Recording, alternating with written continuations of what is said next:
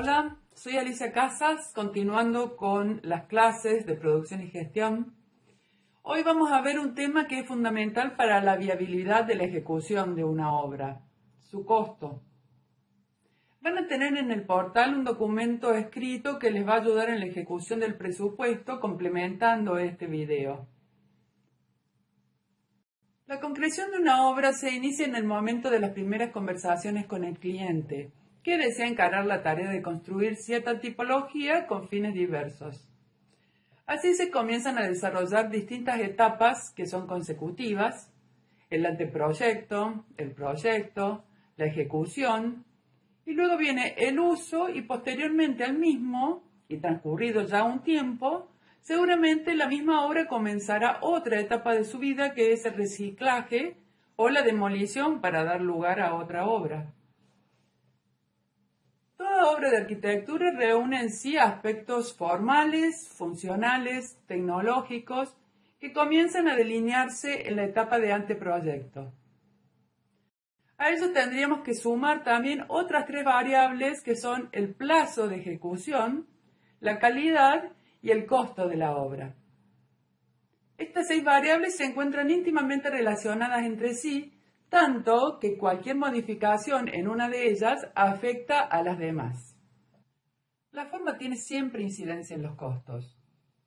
Por ejemplo, si hablamos de plantas de doble altura o muros curvos o cualquier otra forma que salga de una general, digamos, estándar, como podrían ser los 2,40 m de altura o muros ortogonales, seguramente obtendremos una mayor incidencia en los costos. Esto se debe a la necesidad de mayor cantidad de materiales, mayor dotación horaria de la mano de obra, que tal vez deba ser algo más especializada, como también la posible necesidad de equipos diferentes. La función incide también fuertemente en el costo. Existen algunos usos que requieren de instalaciones especializadas, que tienen un precio mayor. No es lo mismo el precio de un metro cuadrado de vivienda que un metro cuadrado de vestuario con sanitarios para un gimnasio. En este caso tiene duchas, lavabos, inodoros, mijitorios, revestimientos, mayor dotación de instalaciones, etc. Si bien existirá un rango de diferenciación en cada caso según los materiales que se elijan, sean de mayor o menor calidad, sin duda los costos del metro cuadrado de vestuario con sus sanitarios podría hasta duplicar el costo de metro de vivienda. De igual manera ocurre con otras tipologías como los hospitales o laboratorios o edificios especiales como teatros. La tecnología que se utilice para ejecutar la construcción tiene también diversas posibilidades en lo que se refiere a costos. Por dar un ejemplo, el metro cuadrado de una pared de 30 de ladrillos macizos comunes tiene un costo mayor que una de un espesor de 20 centímetros de ladrillos cerámicos huecos. Sus características térmicas, constructivas, estructurales son diferentes. La decisión está en evaluar qué es lo que se busca lograr con cada tecnología. ¿Mejor precio? ¿Mayor rapidez en la ejecución? ¿Mejor calidad térmica? ¿Menores cargas? Hay una tecnología que responderá a cada caso. La calidad es un alto referente de costos también. En general, tanto en los materiales como en la mano de obra, la mayor calidad tiene un precio mayor. Seguramente si compro cerámicos de segunda voy a pagar menos. Si contrato mano de obra menos calificada, se conformará con una paga menor. Erróneamente se piensa que la calidad cuesta más. Sin embargo, los cerámicos de los que acabamos de hablar seguramente tendrán más defectos y es posible que haya un desperdicio mayor al colocarlos. La mano de obra poco calificada es en general un problema para el constructor, ya que requiere un control casi constante, por lo que se estarían derivando de recursos de mayor costo para la realización de las tareas. En los dos casos, si la decisión de un ahorro de costos se deriva en un mal resultado, luego hay que darle solución a los problemas. A la larga puede resultar más caro. Se relaciona con la calidad también la elección de los proveedores. Trabajar con proveedores de los cuales conocemos la seriedad, la garantía de sus productos, la entrega en el momento esperado evitando tiempos improductivos, la solución a los problemas que pudieran surgir con el material comprado, es también importante, ya que puede evitar elementos imprevistos. Los plazos necesarios para la concreción de la obra son otra variable importante del costo. Por un lado, en general, dependiendo de la magnitud de la obra, uno realiza una programación con una dotación de recursos que trabajen cómodamente y sin interferencias. O sea, calcula una duración de tiempo normal que podría esperarse para hacer esa obra. Ese plazo definido tiene lo que se llama un costo normal de obra, y a partir de ahí, tanto el acortamiento como la prolongación de los plazos inciden en un aumento del costo. Según el grado de definición del proyecto, se encuentran distintas instancias de presupuestación. Así, a medida que se tienen mayores precisiones respecto de la función, la forma, la tecnología que utilizaremos, la calidad buscada y los plazos esperados, se irá arribando a un precio final cada vez más realista. Decimos entonces que encontramos 3 etapas coincidentes con los distintos niveles de definición. En la etapa de perfil se realiza la primera evaluación respecto a si es conveniente encarar el proyecto de construcción o no. Esto corresponde al momento de las primeras conversaciones con el comitente que se ha acercado al estudio. Se realizan las primeras aproximaciones groseras del posible costo de la obra utilizando el método por analogía. Con este método se realiza una estimación de acuerdo al conocimiento de un precio por metro cuadrado. Este precio depende de las especificaciones técnicas de la obra en cuestión y su valor se obtiene de 2 fuentes: la experiencia personal, que es la más confiable, o la publicación en revistas especializadas. Entonces, si una construcción con determinadas características cuesta, por ejemplo, 43.000 pesos el metro cuadrado, si se está evaluando la ejecución de 100 metros cuadrados, entonces el costo global posible será el de multiplicar esos 43.000 pesos por los 100 metros cuadrados. Es importante revisar estrictamente las características de la construcción para poder aplicarla a una que sea análoga.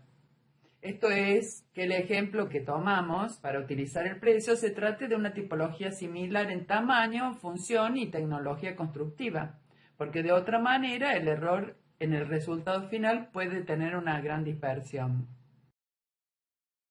En un segundo momento se avanza sobre la etapa de prefactibilidad. Esto ocurre cuando se ha decidido que el proyecto de construcción tiene altas posibilidades de ser llevado a cabo.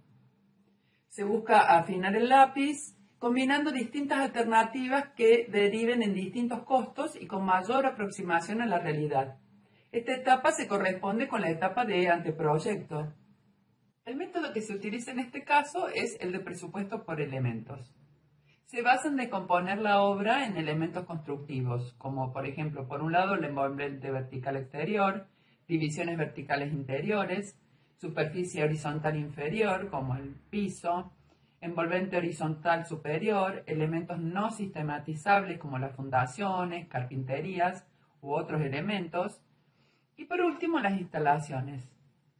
Se cuenta entonces con los precios de cada uno de esos elementos completos como resultado de las distintas tecnologías y su análisis de precios. Se realiza un cómputo en el anteproyecto de cada elemento por separado, se le asigna el precio correspondiente a cada uno y por simple adición se estima el precio probable de esta obra. Es de destacar la importancia del trabajo con planillas de cálculo como es el Excel, por ejemplo, para poder reemplazar los precios de los materiales y tener siempre actualizada la base de datos.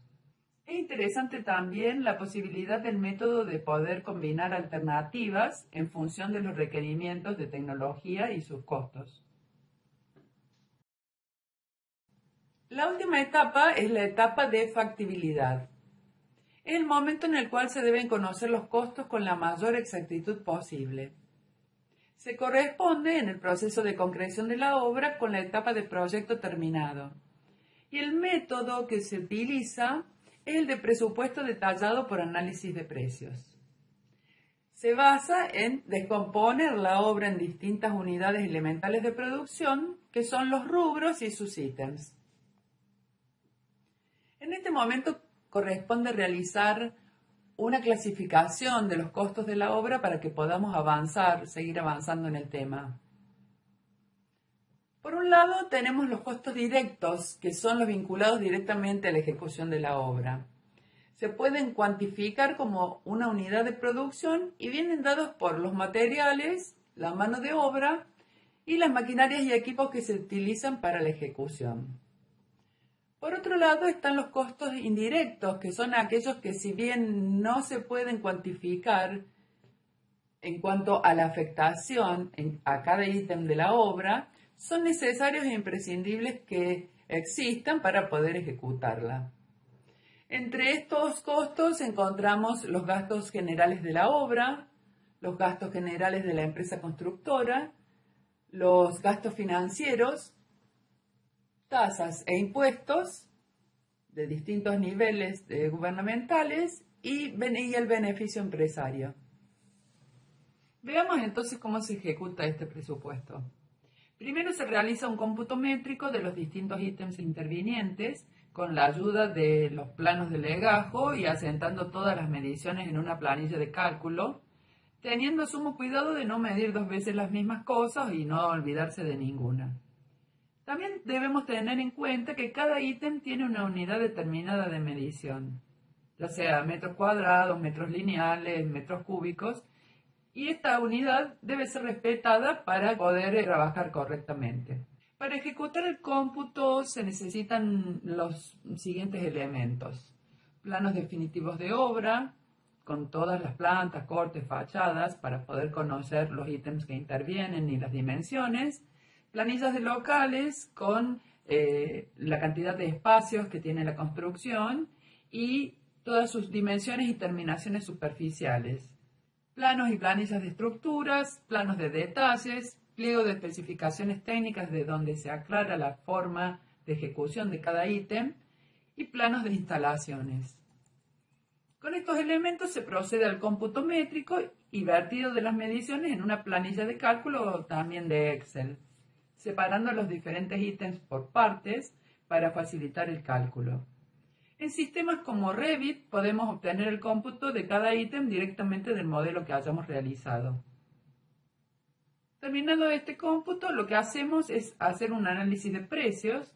Esto es determinar los costos de materiales, mano de obra, gastos generales y beneficios que componen la ejecución de una unidad de ítem.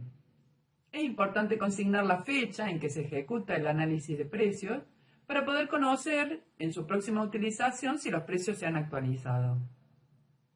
El método para conocer la cantidad de material necesario en cada ítem se utiliza tanto para el análisis de costos como para realizar la compra y se llama despiezo.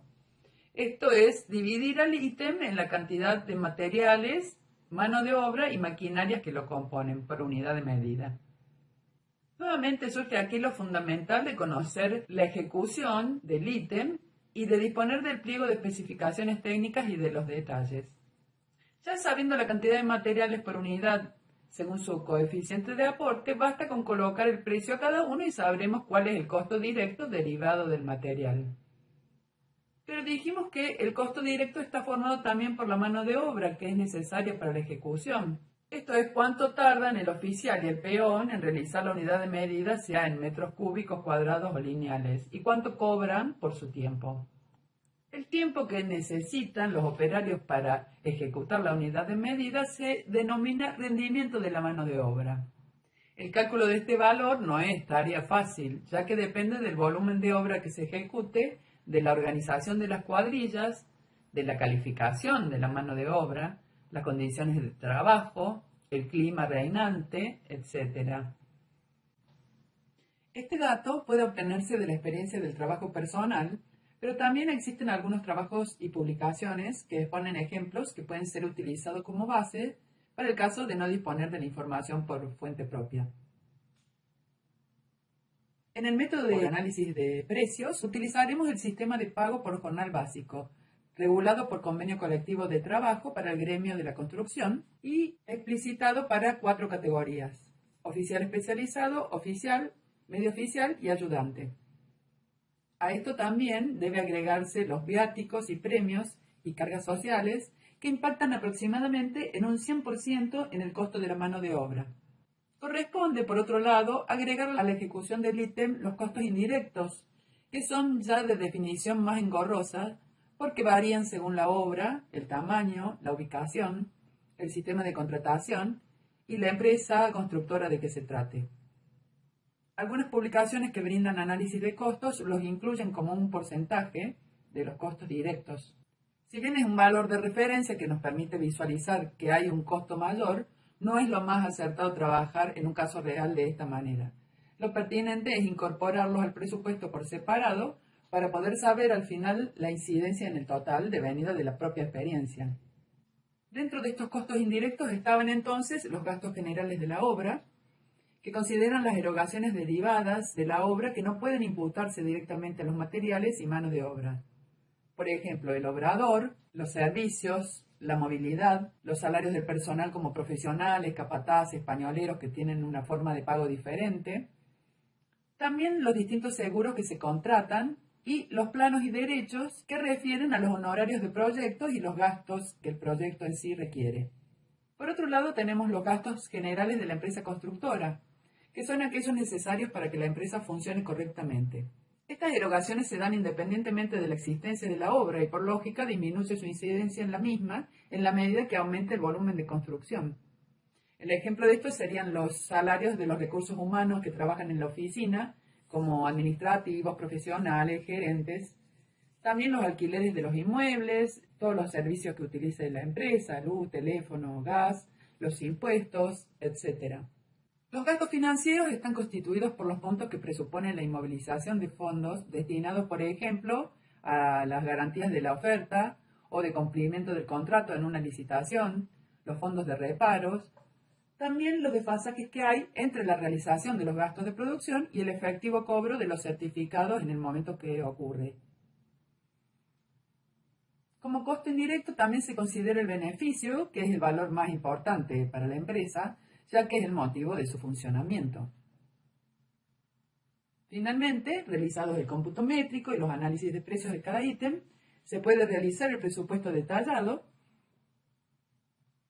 aplicando las cantidades computadas para cada uno y el precio obtenido del respectivo análisis. De esta manera obtenemos el costo total de la obra. Finalizada esta tarea, se procede a aplicar los impuestos que gravan la actividad comercial, como son ingresos brutos en el orden provincial o comercio e industria en el municipal, y el impuesto al valor agregado en el orden nacional.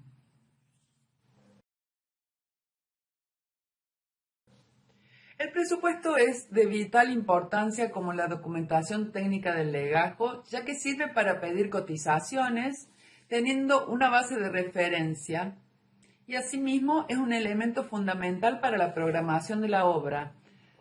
Esto es porque nos aporta datos de los distintos desembolsos que se irán realizando en las distintas etapas de ejecución. Además, plantea una meta económica a alcanzar que influirá en la toma de decisiones respecto de los procesos de producción antes y durante la construcción. El control permanente del presupuesto permite percibir posibles desviaciones y poder corregirlas durante toda la construcción.